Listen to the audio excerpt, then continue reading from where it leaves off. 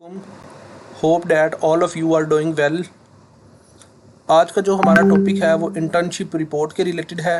Internship report में हम management 619 की internship report, accounting and finance internship report, banking की इंटर्नशिप रिपोर्ट, कॉमर्स की डिग्री की internship report, economics masters in communication, mass communication की internship report और MGT business administration और supply chain की इंटर्नशिप रिपोर्ट, मार्केटिंग की internship report और public administration की इंटर्नशिप रिपोर्ट के बारे में डिस्कस करेंगे। इसमें हमारे पास ये सारी सर्विसेज अवेलेबल हैं। LMS handling, assignments, quizzes, GDBs, internship reports, projects etcetera. अगर आपको इनमें से कोई भी सर्विसेज चाहिए तो आप हमारे साथ कॉन्टैक्ट कर सकते हैं। इंटर्नशिप रिपोर्ट की तरफ वापस आते हैं। इंटर्नशिप रिपोर्ट में हमने सबसे पहले टाइटल पेज बनाना होता है। टाइटल पेज में हमने सबसे पहले नेम ऑफ़ ऑर्गेनाइजेशन को शो करना होता है जहाँ पे हमने अपनी इंटर्नशिप की हुई होती है। नेक्स्ट हमने यहाँ पे ये स्टेटमेंट लिखनी होती है, सेम एज इट इज़। उसका जो फाउंड साइज़ वगैरह ये उसकी डिटेल्स बताई हुई हैं। नेक्स्ट सबमिटेड बाई स्टूडेंट का यहाँ पे स्टूडेंट आईडी आ जाती है और स्टूडेंट नेम आ जाता है। उसके बाद नेक्स्ट आपने department of management sciences, virtual university of Pakistan, इस तरह से इसको मेंशन करना होता है और नीचे आपने यूनिवर्सिटी का लोगो लगाना होता है।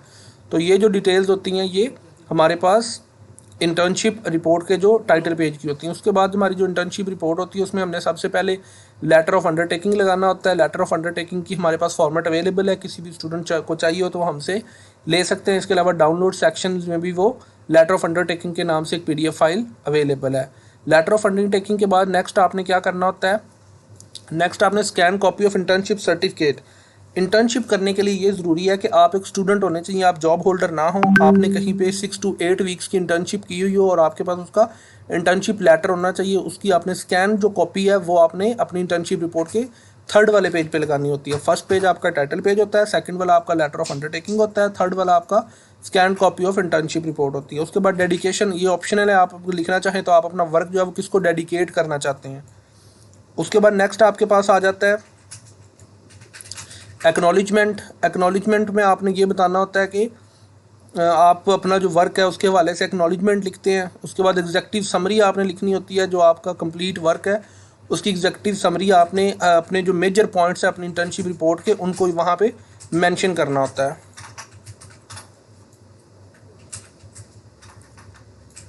उसके बाद टेबल ऑफ कंटेंट आपने बनाना होता है। टेबल ऑफ कंटेंट के अंदर आप अपनी तमाम मेन जो हेडिंग्स हैं उनको डिस्कस करते हैं, उनके पेज नंबर और एक्सेट्रा डिटेल्स बताते हैं। नेक्स्ट आपने ब्रीफ इंट्रोडक्शन लिखना होता है। ऑर्गेनाइजेशन बिजनेस सेक्टर कौन सा है उसका, ये डिफरेंट रिपोर्ट्स का डिफरेंट होता है। हर रिपोर्ट का हमारे पास अवेलेबल है पैटर्न, वो आप हमसे ले सकते हैं। ये आपने मिनिमम 300 वर्ड्स का ऑर्गेनाइजेशन बिजनेस सेक्टर लिखना होता है। ये लिखने के बाद नेक्स्ट आपने उसके बारे में डिटेल वगैरह प्रोवाइड करनी होती है। उसके बाद ऑर्गेनाइजेशन, ओवरव्यू ऑफ ऑर्गेनाइजेशन आपने बताना होता है। इसमें आपने 1400 to 1600 वर्ड्स लिखने होते हैं। ऑर्गेनाइजेशनल ब्रीफ हिस्ट्री लिखनी होती है। ऑर्गेनाइजेशन हायरार्की चार्ट बनाना होता है। बिजनेस वॉल्यूम बताना होता है उस कंपनी का। प्रोडक्ट लाइंस बताने होते हैं। कंपटीटर्स उसके कौन कौन से बताने होते हैं। उसके ऑल डिपार्टमेंट्स का इंट्रोडक्शन बताना होता है और कमेंट्स करना होता है उसके ऑर्गेनाइजेशन स्ट्रक्चर के ऊपर। ये सारी डिटेल आपकी यहाँ तक ओवरव्यू ऑफ ऑर्गेनाइजेशन में आ जाती है। ये जो सारा डाटा आप कहीं से भी नेट और उनके अदर थिंग से आप ले सकते हैं। नेक्स्ट आपके पास आ जाता है plan of your internship program. आपकी जो इंटर्नशिप प्रोग्राम है उसका आपने प्लान बताना होता है। ब्रीफ इंट्रोडक्शन ऑफ ब्रांच, उस ब्रांच का, उस ऑफिस का बताना होता है जहाँ पे आपने इंटर्नशिप की हुई होती है। नेक्स्ट आपने starting and ending date of internship वहाँ पे मेंशन करनी होती है। नेम ऑफ डिपार्टमेंट्स मेंशन करने होते हैं, जस्ट नेम्स जहाँ पे आपने वर्किंग की होती है अपनी इंटर्नशिप के दौरान। नेक्स्ट आपका ट्रेनिंग प्रोग्राम आ जाता है। ये 1400 to 1500 वर्ड्स का होना चाहिए, मैक्सिमम 4 पेजेस का। सबसे पहले आपने रीज़न बतानी होती है why you select that organization. उसके बाद आपने कौन कौन सी ड्यूटीज़ परफॉर्म्ड की, वीकली बेसिस पे, डेली बेसिस पे, आपने उन सब की डिटेल्स बतानी होती है। 1 by 1 उसको आपने एक्सप्लेन करना होता है। नेक्स्ट आपके पास आ जाता है जी, जितने भी प्रोजेक्ट्स और वर्किंग आपको असाइन की होती है उन सब की आपने डिटेल वहाँ पे बतानी होती है।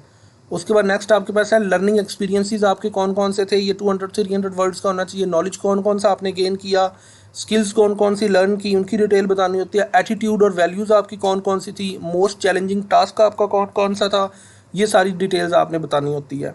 उसके बाद ऑर्गेनाइजेशन एनालिसिस आपने करना होता है। उसमें फाइनेंस डिपार्टमेंट का आपने ऑर्गेनाइजेशन एनालिसिस बताना होता है। मैनेजमेंट डिपार्टमेंट का एनालिसिस बताना होता है।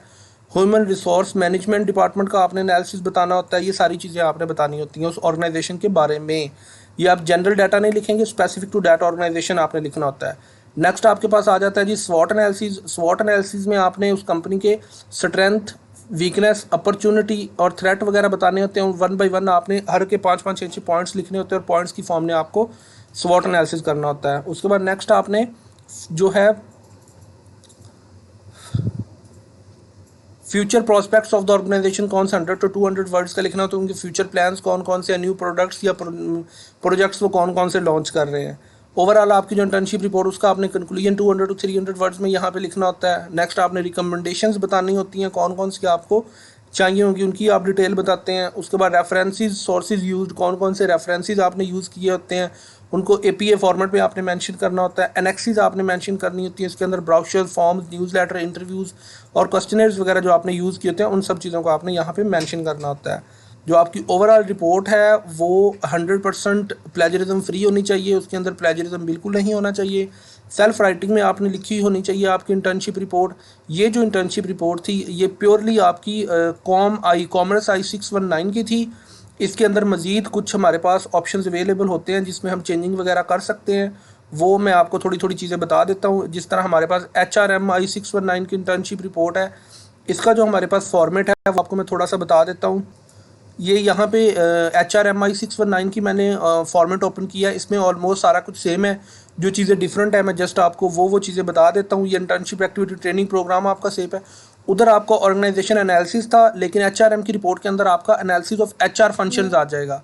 HR फंक्शन में हमारे पास human resource planning, forecasting, employ and recruitment selection, training and development, performance management, employ and compensation, ये चीज़ें आ जाती हैं। और उसके बाद आपका स्वॉट एनालिसिस की जगह पे यहाँ पे क्रिटिकल एनालिसिस आ जाता है। ये आपने 500 से 700 वर्ड्स का लिखना होता है और स्वॉट एनालिसिस भी उसके साथ आपका आता है। इस तरह से आपकी ये जो है HRM आई 619 की इंटर्नशिप रिपोर्ट भी कंप्लीट हो जाती है। इसके साथ हम किसी और फॉर एग्जांपल MGT की जो हमारे पास इंटर्नशिप रिपोर्ट होती है, MGT की सप्लाई चेन की, उसका भी मैं आपको फॉर्मेट दिखा देता हूँ। उसमें कौन कौन सी चेंजिंग होती है। टाइटल पेज आपका सेम आता है, table of content, organization structure.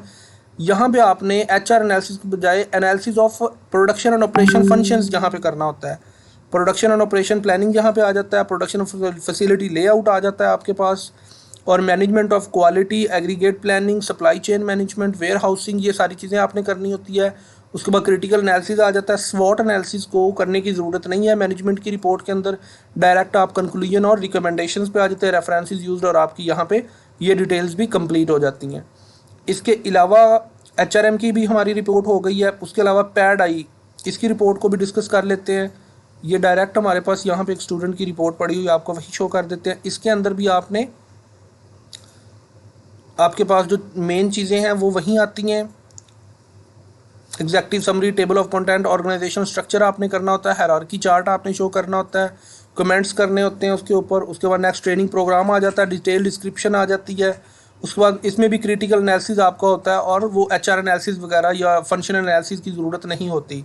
तो ये भी आपके पास एक रिपोर्ट है। इस तरह से फॉर्मेट इसका आपने बनाना होता है टेबल ऑफ कंटेंट की फॉर्म में। ये आपकी कंप्लीट रिपोर्ट यहाँ पे इस तरह से आपने कंप्लीट करनी होती है। एट एंड आपने रेफरेंसेस इस तरह से APA स्टाइल में और ये कुछ पिक्चर्स वगैरह साथ लगानी होती है, तो आपकी जो रिपोर्ट है वो कंप्लीट हो जाती है। उम्मीद है कि आप सब लोगों को समझ आ गई होगी। मज़ीद हमने अपने कुछ प्रीवियस स्टूडेंट्स के रिज़ल्ट्स वगैरह शो किए हैं। नेक्स्ट आप वीडियो के अंदर वो भी उनके रिज़ल्ट्स वगैरह भी शो कर सकते हैं। अल्हम्दुलिल्लाह ऑल स्टूडेंट्स हमारे जो थे वो पास हो गए थे। Thank you so much for your time.